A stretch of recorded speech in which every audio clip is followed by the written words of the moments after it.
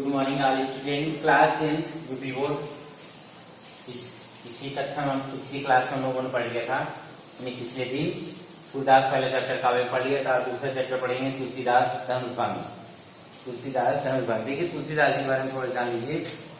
तुलसीदास जी का जन्म बांदा जिले के राजापुर नामक ग्राम में माना जाता है। कुछ विद्वान इनका अलग जगहों पर मानते हैं, पर ज्यादातर यही मान्यता प्राप्त है। इनके पिता का नाम आत्माराम रुपये, माता का नाम तुलसी। कहा जाता है यह एक अशुभ नक्षत्र में पैदा हुए, जिसलिए इनके माता पिता ने इनका त्याग कर दिया। इसलिए बाबा नारायणदास ने लालन पालन पोषण किया। आगे चलकर इनका विवाह नीलबंधु पाठक की सुंदर पुत्री रत्नावली के साथ हो गया। ये अपनी पत्नी से, कहा जाता है कि अपनी पत्नी से बहुत प्रेम करते थे। एक बार इनकी पत्नी इनको छोड़कर अर्थात बिना बताए मायके चली गई थी और पीछे पीछे तुलसीदास जी भी चली गए। वहां पहुंचे पर उनकी पत्नी इनको बहुत फटकार लगाई और कहा कि जितना प्रेम तुम मुझसे करते हो इस हाड़ मास शरीर से करते हो, शायद इतना प्रेम अगर तुम ईश्वर से करते तो तुम्हें ईश्वर की प्राप्ति हो गई होती। यह फटकार सुनकर उनके मन में वैराग्य उत्पन्न हो गया और फिर वहां से काशी चले गए। फिर उसके बाद काशी के बाद वो चित्रकूट अयोध्या फिर घूम घूम कर श्री राम बलिदान करने लगे। इनकी प्रमुख रचनाओं में है जानकी मल्हार, रामलला, नैचूर, कृष्ण गीतावली, दोहावली, कवितावली, विनय पत्रिका, रामाज्ञा प्रश्न और इनका सबसे बड़ा महाकाव्य रामचरितमानस, जो अवधी भाषा में लिखा गया। देखिए, उसी रामचरितमानस से ही शीर्षक लिया गया धनुषभंग। धनुषभंग जब सीता जी का स्वयंवर रचा जाता है और सभी राजा महाराजा वहां जाते हैं धनुषभंग करने के लिए, लेकिन कोई धनुष को हिला तक नहीं सकता है। तो उस समय सभी लोग वहां पर निराश होकर, उदास होकर बैठे हुए हैं, दुखी होकर बैठे हुए हैं। तभी प्रभु श्री राम जो है अपनी जगह से खड़े होते हैं, अपने गुरु की आज्ञा लेकर, गुरु विश्वामित्र की आज्ञा लेकर खड़े होते हैं धनुषभंग करने के लिए। उसी समय का वर्णन यहाँ पर दिया गया है। चलिए पढ़ते हैं। देखिए, उदित उदयगिरी मंच पर रघुवर बाल पतंग, विकसे संत सरोज सब हर्षे लोचन भर। उदित माने उदय होना, उदयगिरी मतलब उदयांचल पर्वत, रघुवर मतलब श्री राम, बाल मतलब पतंग मतलब बालक सूर्य। सूर्य को क्या बताया? बालक के समान। विकसे मतलब खिल उठे, हर्षे मतलब हर्षित हो गए या आनंदित होने लगे, लोचन मतलब आग, भ्रंग मतलब भंवरे। तुलसीदास जी कह रहे हैं कि जब मंच रूपी उद्यांचल पर जब मंच रूपी उद्यांचल पहले समझ लीजिए क्या है। उद्यांचल एक पर्वत है जहाँ पर सूर्य की सर्वप्रथम किरणें पड़ती हैं। ये कहे कि उद्यांचल पर्वत के पीछे सूर्य उदय होना या सूर्य दिखाई देता, पीछे से उदित होता है। तो यहाँ पर राम को क्या बता दिया गया है? सूर्य के समान। और मंच को क्या बताया गया है? उद्यांचल पर्वत के समान। कह रहा है कि जब मंच रूपी उद्यांचल पर रघुनाथ रूपी यानी श्री राम रूपी सूर्य का उदय होता है, तो वहां पर बैठे हुए सभी संतों के चेहरे कमल की तरह खिल उठते हैं, कमल की तरह खिल उठते हैं। जिस प्रकार सूर्य के उदय होते ही सरोवरों में यानी तालाबों में कमल खिल उठते हैं, उसी प्रकार राम के उदय होते ही अर्थात राम के खड़े होते ही सभी के चेहरे कमल की भांति खिल उठे और हर्षे लोचन भ्रंग, और सभी की आंखों में, सभी की आंखें जो है भौरे हर्षित, अर्थात ऐसा लगा जैसे भौरे आनंद होकर घूम रहे हो, जैसे भौरे आनंद होकर घूम रहे हो, अर्थात सभी की आंखों में चमक दिखाई देने लगी। यानी जो लोग दुखी थे, व्याकुल थे, परेशान हो गए थे कि शायद अब धनुषभंग नहीं हो पाएगा, अचानक से राम के खड़े होते ही उनकी आंखों में एक नई उम्मीद आ गई, एक नई चमक आ गई, जिससे लोग प्रसन्न हो गए और उनके चेहरे खिल गए। देखिए आगे है, नृपना के आशा निशिनासी बचन नखत अवली न प्रकाशी, मानी मय कुमुद सगुचाने कपड़ी भूख लुक लुकाने। तुलसीदास जी कह रहे श्री राम धनुष तोड़ने के लिए जैसे ही खड़े हुए, श्री राम धनुष तोड़ने के लिए जैसे ही खड़े हुए, तो वहां उपस्थित सभी राजाओं की जो आशा थी वह नष्ट हो गई। सभी राजाओं जो सीता को पाने की आशा थी वह नष्ट हो गई। सभी राजा पहले से ही बहुत दुखी थी क्योंकि वो धनुष को हिला तक नहीं पाए थे। उनको एक उम्मीद बंधी हुई थी कि शायद राजा जनक अब कोई दूसरी शर्त रखेंगे और उसको हम लोग उस शर्त को पास करके या उस शर्त को उत्तीर्ण करके सीता जी को प्राप्त कर लेंगे। उनको यह उम्मीद लगी हुई थी, लेकिन राम के खड़े होती उनकी यह उम्मीद खत्म हो गई, इसलिए वो लोग और निराश हो गए। मानी मही कुमुद सकुचाने कपि भोग लोक प्रकाश में। देखिए क्या कह रहे हैं कि मानी मही कुमुद सबुचानी, कह रहे कि वह राजा राजा का अभी तो राजा का वीरता और सफलता का बढ़कर को जो बखान कर रहे थे, उनके वचन रूपी तारों समूह जो था वो चमकना बंद हो गया। क्या करे, नखत मानी तारीफ नहीं ना छत यहाँ जाओ। कह रहा है कि राजा जो है उल्लुओं की तरह मानी मही कुमुद सबुचानी, यानी वह सबुचाने लगे, संकुचित हो गए। कपटी भूप लोग उपचाने, वह कपटी जो राजा थे वो उल्लू की तरह क्या करने लगे, छुपने लगे, उल्लू की तरह छुपने लगे।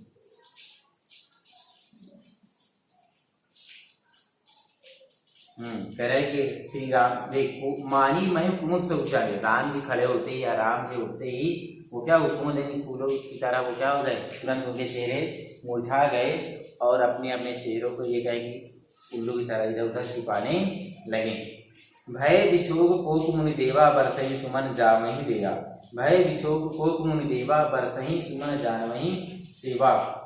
जितने वहां ऋषि मुनि देवी देवता जो भी थे सब विशोक अर्थात सबके दुख दूर हो गए, सबके दुख दूर हो गई। बरसही सुमन जानमहि सेवा, और राम की सेवा में फूलों की वर्षा करने लगे, राम की सेवा में फूलों की वर्षा करने लगी।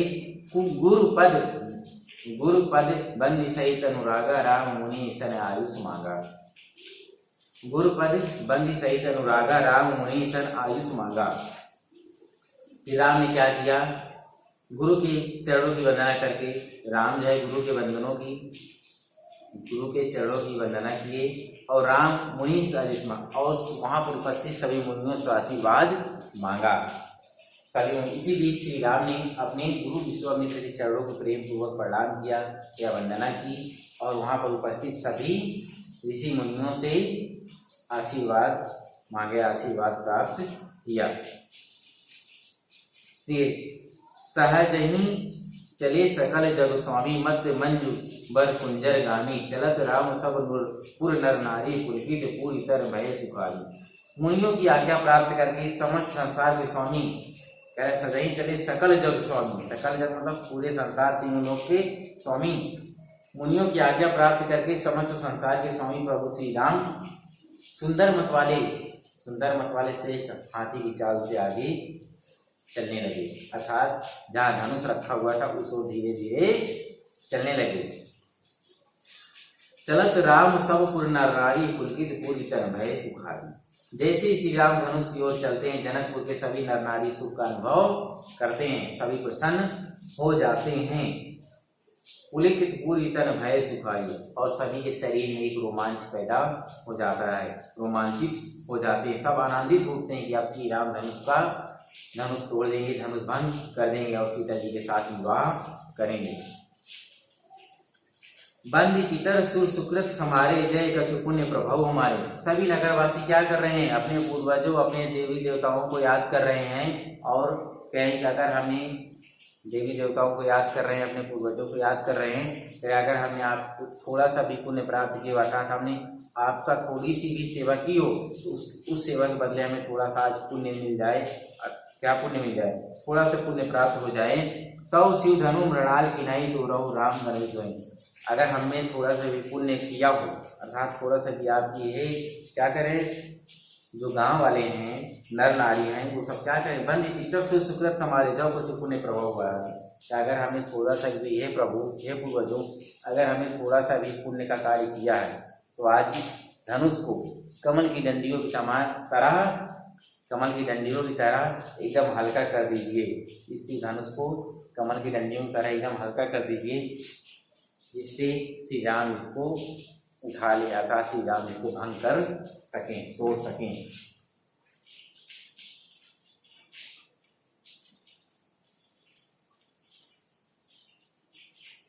देखिए आगे अगला दोहा है, रामई प्रेम समेत लखी सकीन समीप बुलाई। रामई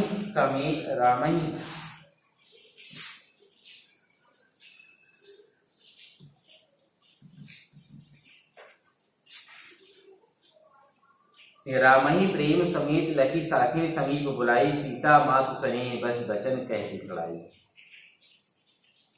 रामही प्रेम समेत लखी, देखिए श्री राम अत्यंत सुंदर और सुकोमल दिखाई हैं। यहाँ सीता जी की माता जी की व्याकुलता का वर्णन किया गया। सीता जी की माता जो है वो बहुत व्याकुल है, कहती हैं कि यह कोमल सुंदर कोमल सुकुमार बालक के समान दिखने वाला ये श्री राम जब इतने राजा महाराजा बड़े बड़े इस धनुष को हिला तक नहीं सके तो ये कोमल शरीर वाला बालक क्या इस धनुष को उठा पाएगा। इसलिए इस बात को लेकर वह बहुत चिंतित हैं। राम की ओर देखती हैं तो उनकी आंखों में प्रसन्नता आ जाती है, लेकिन जब वह धनुष के बारे में सोचती हैं तो उनका हृदय दुख से भर जाता है। सीता जी की माता उन्हें वात्सल प्रेम पूर्वक देखी, यानी प्रेम से श्री राम जी की ओर देखती हैं। फिर सखी सफेद बुलाई, एक सखी को अपने पास बुलाकर कहती हैं, सीता मातु स्नेह बस बचन कह दिखाई। सीता की माता जो है स्नेह यानी स्नेह मतलब प्रेम से कुछ वचन अपनी एक सखी से कहती हैं। देखिए क्या कहती हैं। अपनी सखी को पास बुलाकर इसे बस बिलख कर विलाप करते हुए दुखी मनभाव से कहती हैं कि सीता जी का विवाह उनके साथ तो हो जाए। कहती हैं सीता जी का विवाह उनके साथ तो हो जाए। फिर श्री राम को कोमलता को देखकर उनका मन विचलित होता है, अर्थात उनका मन दुखी हो जाता है। वो यह सोचती हैं कि जब इतने बड़े राजा महाराजा इस धनुष को उठा पाए, ये कोमल शरीर वाला बालक इस धनुष को कैसे उठा पाएगा। देखिए अपने मन की व्यथा करते करते हुए वो सखी से क्या कहती हैं। कहती सखी सब कौतुक देख निहारे। क्या कहती हैं? सखी सब कौतुक देख निहारे, जेऊ कहावत हितु हमारे, को न बुझाई कई गुर्गा पाही के बालक असिहट भली नहीं। महारानी सखी से कहती हैं, सखी यहाँ सब तमाशा देखने, यहाँ जो अपने आप को कहते हैं हम तुम्हारे बहुत बड़ी हितैषी हैं, ये सब सिर्फ तमाशा देखने वाले हैं। कहने का मतलब ये है कि ये कहते हैं हम आपके बहुत बड़ी हितैषी हैं, लेकिन ये हितैषी नहीं है, ये तो यहाँ मजा लेने वाले हैं, अर्थात तमाशा देखने वाले हैं। को न बुझाई कहे गुरु पाही ये बालक असिहट से, कोई जाकर इनके गुरु अर्थात कोई जाकर राम के गुरु विश्वामित्र जी को क्यों नहीं समझाता है कि ये बालक की आहट, बालक की आदि ठीक नहीं है। रावण बाण छुआ नहीं चापा, हारे सकल भूत परितापा। जिस धनुष को रावण और बाणासुर जैसे महारथी दूर से ही प्रणाम करके चले गए और उसको छुआ तक नहीं, हारे सकल धूप परितापा। सारे संसार के सारे राजा कोशिश करके हार गए हैं, कोशिश करके सारे संसार के राजा कोशिश करके हार गए हैं। उस धनुष को तोड़ने के लिए इस राजकुमार के हाथ में दे रहे हैं, उस धनुष को तोड़ने के लिए इस राजकुमार के हाथ में दे रहे हैं। सो धनु राजकुमार कर दे ही बाल मृणाल की मंडल नहीं करे। उस धनुष को तोड़ने के लिए इस राजकुमार के हाथ में दे रहे हैं। कहीं हंस का बच्चा भी मराल पर्वत को पार कर सकता है या उठा सकता है, उठा सकता है। कहीं हंस का बच्चा भी मरांचल पर्वत को उठा सकता है। यानी राम को क्या बता दिया, हंस के बच्चे के समान एकदम कोमल बालक। भूप शयानक सकल सिरानी सखी विधि गति कछु न जाती। भूप शयानक सकल सिरानी सखी विधि गति कछु न जाती। महारानी क्या कहती है, भूप शयानक सकल सिरानी, राजा तो समझदार हैं, क्या राजा का भी शयानापन अर्थात उनकी बुद्धि समझदारी नष्ट हो गई है। वो जाकर कम से कम वो तो क्यों नहीं समझाते हैं, अर्थात राजा जनक को कहें कि राजा तो बहुत समझदार है, राजा जनक क्यों कुछ नहीं बोलते हैं, वो क्यों नहीं समझाते हैं। सखी विधि गति कुछ न जाती। सखी विधाता, अपनी सखी से क्या करेंगे, मानते हैं सखी विधाता आखिर चाहता क्या है कोई जानता नहीं है, अब विधाता ही जाने क्या होने वाला है। बोली चतुर सखी मृदुबानी, तेजवंत लगी गनु नरानी। तभी जिस सखी से महारानी बता रही थी वह बहुत चतुर थी। चतुर सखी क्या बोली, मृदुमन मीठी वाणी में बोली, तेजवत लघु गनीम रानी। रानी आप उस बालक के तेज को नहीं देख रही, आप सिर्फ उसे छोटा समझ रही हैं। क्या कही महारानी, किसी वस्तु को छोटा देखकर उसे छोटा समझना नहीं चाहिए, उसके तेज को देखिए, उसकी वीरता को देखिए, उसके साहस को देखिए, आप उसे छोटा मत समझिए। कहाँ कुंभज कहाँ सिंधु अपारा, सोसे सूझो सकल संसारा। जिस प्रकार एक कुंभज मतलब घड़ा, घड़े में उत्पन्न होना, जिस प्रकार घड़े से उत्पन्न अगस्त ऋषि ने इतने अपार समुद्र को सुखा दिया था, उसी प्रकार यह श्री राम है। देखने में तो छोटे बालक के समान दिखाई देते हैं, लेकिन उनका तेज देखिए वो बहुत बलशाली है, बहुत साहसी है। रवि मंडल देखत लघु लागा, उदय त्रिभुवन तमा। जिस प्रकार रवि मंडल यानी सूर्य देखने में बहुत छोटा दिखाई देता है, लेकिन जैसे ही वह बाहर आता है पूरे संसार का अंधकार भाग जाता है।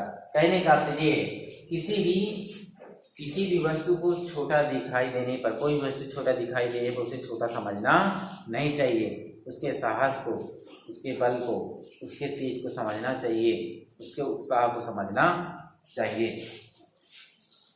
ये हो गए 2 चौपाई आपके, पहला और दूसरा दोहा समाप्त, 2 चौपाई हो गए हैं।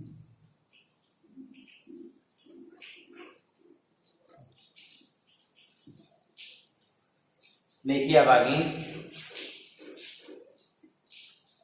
तीसरा दोहा है, मंत्र परम लघु जासु बस, विधि हरि सुर सर्व, महामत गजराज कहो बस कर अंकुश खर। वही चतुर सखी अभी भी महारानी को समझा रही हैं, और क्या कह रही हैं? जिस प्रकार मंत्र परम लघु जासु बस, विधि हरि हर सुर सर्व। विधि मतलब ब्रह्मा, हरि मतलब विष्णु, हर मतलब शंकर, सुर मतलब देवता। सखी समझाते हुए महारानी जी को कह रही हैं, क्या कह रहे हैं कि जिस प्रकार एक छोटा सा मंत्र ब्रह्मा विष्णु महेश और सभी देवताओं को अपने वश में किए रहता है, और एक छोटा सा अंकुश से महामत इतने बड़े गजराज हाथी को वश में किए रहता है, देखने में भले ये अंकुश बहुत छोटा रहता है, लेकिन ये क्या करता है? गजराज जैसे पशु को भी वश में किए रहता है। इसलिए तुम इन राम की कोमलता और बालपन में न जाओ, राम को आप छोटा मत समझिए, राम की कोमलता और बालपन पर मत जाओ, ये निश्चय ही धनुष भंग करेंगे। यानी सखी समझाते हुए क्या कहे, जिसके वश में ब्रह्मा विष्णु शिव और सभी देवता होते हैं, वह ओम मंत्र बहुत छोटा है, लेकिन वह सबको अपने वश में ये रहता है। अंकुश एक छोटा सा शस्त्र, जिससे इतने बड़े गजराज को वह अपने वश में किए रहता है, उसी प्रकार यह राम है। इनके बालपन या कोमलता को मत देखिए, ये दिखने में कोमल और बालक दिखाई दे रहे हैं, लेकिन इनके बस में पूरा संसार है, कहें तो ये धनुष भंग अवश्य करेंगे। वे काम कुसुम धनुषायक लीने, सकल भुवन अपने बस की। काम कुसुम धनुषायक लीने, सकल भुवन अपने बस की।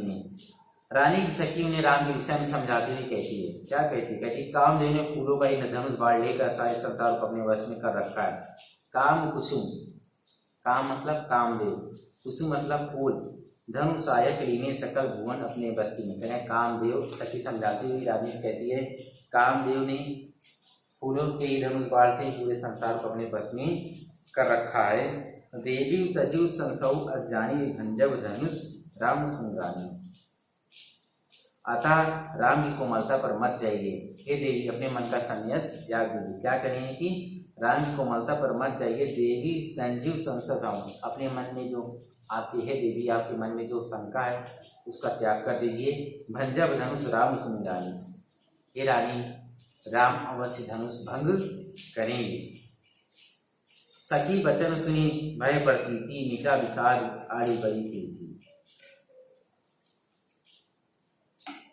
क्या हुआ? सखी वचन सुनी भय प्रतीति, मिटा विषाद बड़ी अति प्रीति। सखी के ऐसे वचन सुनकर रानी को श्री राम के सामर्थ्य शक्ति में थोड़ा विश्वास हो गया, और उनका दुख क्या हुआ? दूर हुआ।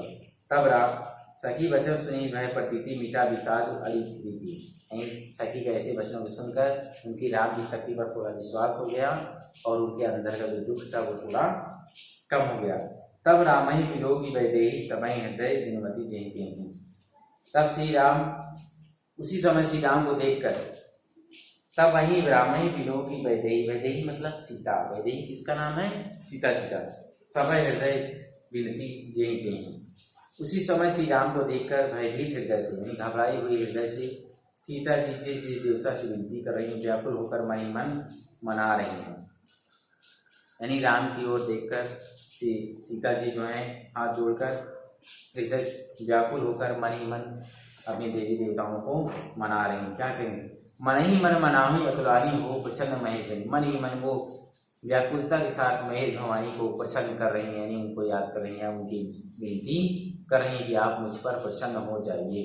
क्या विनती कर रही हैं कि हे महेश भवानी आप मुझ पर प्रसन्न हो जाइए। करो सफल आपने से उपाय कर भी विचाप गरबई। अगर मैंने आपकी थोड़ा सी भी सेवा की है हे महेश भवानी, अगर मैंने थोड़ा सी भी आपकी सेवा की है तो इस धनुष का जो गरुड़ अर्थात धनुष का भारीपन जो उसको हर लीजिए, उसको कम कर दीजिए।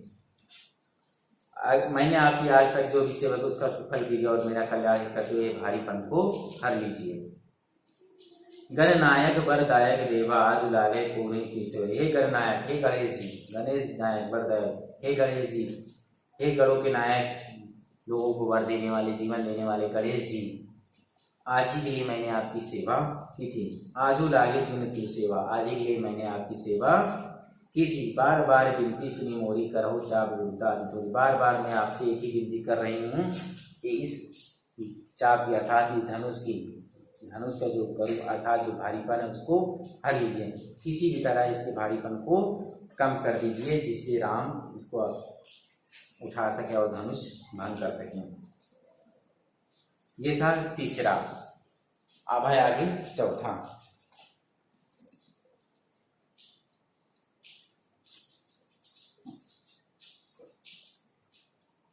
देखिए आगे चौथा है, चौथा तो है देख देखी रघुवीर तन, देख देखी रघुवीर तन सुर मानव धरि धीर, भरे विलोचन प्रेम जल पुलकावली शरीर।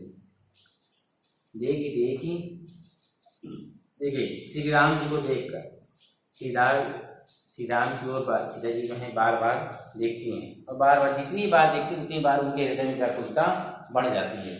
जितनी बार श्री राम की ओर देखती हैं उतनी बार उनके हृदय में व्याकुलता क्या होती है? बढ़ जाती है। श्री राजकुमार जी की ओर बार बार देखकर सीता जी धैर्य धारण करती हुई देवताओं को मना रही। देख देख रघुवीर तन सूर मनाओ धरिधीर। राम की ओर वो बार बार देखती हैं और फिर अपने शरीर को बार बार वो समझाती हैं, अपनी स्वयं धीरज धराती हैं और फिर विनती करती हैं, मना रही हैं देवताओं को।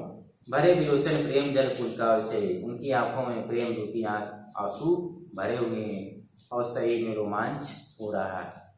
शरीर में रोमांच यानी उनका शरीर पुलकित हो रहा है। कुछ